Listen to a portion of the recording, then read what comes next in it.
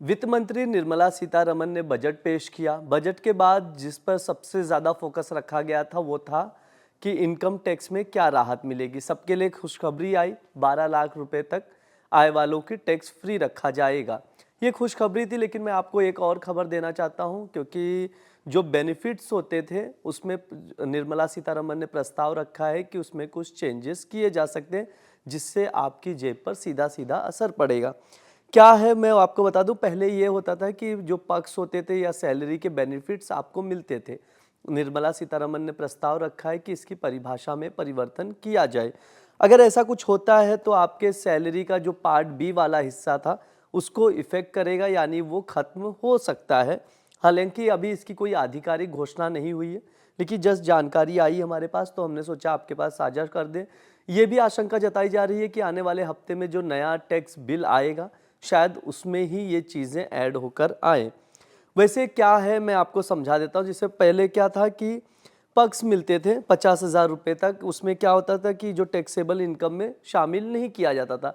इसका आपको बेनिफिट्स मिलता था, जैसे जिम के बिल, पेट्रोल का जो टैक्स लगता था उस पर, या मेडिकल सुविधाओं पर जो टैक्स लगता था, टैक्सी बिल पर जो टैक्स लगता था, इन सब चीज़ों का आपको बेनिफिट्स मिलता था, क्योंकि ये फ्री बेनिफिट्स थे। इसके अलावा ट्रैवल अलाउंस था, फूड था, मेडिकल सुविधा, क्लब होता था उसकी मेंबरशिप, ये सब में टैक्स को फ्री रखा गया था। लेकिन अब कहा जा रहा है जो पक्ष मिलते थे इस पर भी टैक्स लग सकता है, यानी इनकम टैक्स में शामिल किया जा सकता है।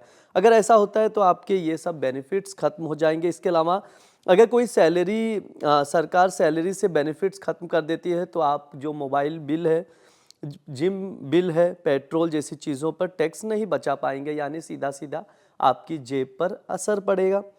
जो खुशखबरी थी वो टैक्स को लेकर थी, क्योंकि जो लगातार ये मांग की जा रही थी कि मिडिल क्लास को राहत मिलनी चाहिए। इस वजह से सरकार ने इसमें चेंजेस किया, 12 लाख रुपए तक टैक्स फ्री किया।